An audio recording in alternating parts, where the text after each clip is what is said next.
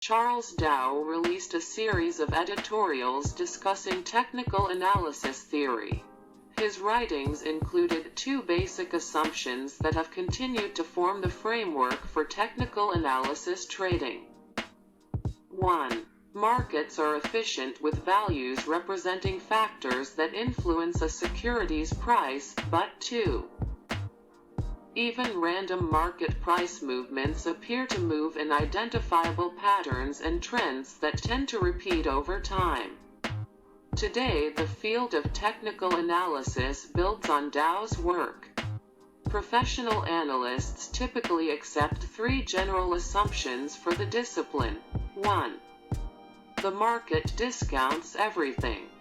Technical analysts believe that everything from a company's fundamentals to broad market factors to market psychology is already priced into the stock. This point of view is congruent with the efficient markets hypothesis, EMH, which assumes a similar conclusion about prices. The only thing remaining is the analysis of price movements, which technical analysts view as the product of supply and demand for a particular stock in the market. 2. Price moves in trends. Technical analysts expect that prices, even in random market movements, will exhibit trends regardless of the time frame being observed.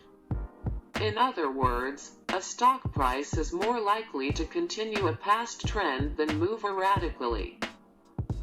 Most technical trading strategies are based on this assumption. 3. History tends to repeat itself. Technical analysts believe that history tends to repeat itself.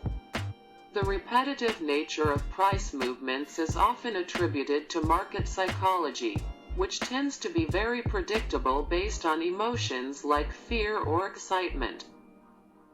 Technical analysis uses chart patterns to analyze these emotions and subsequent market movements to understand trends.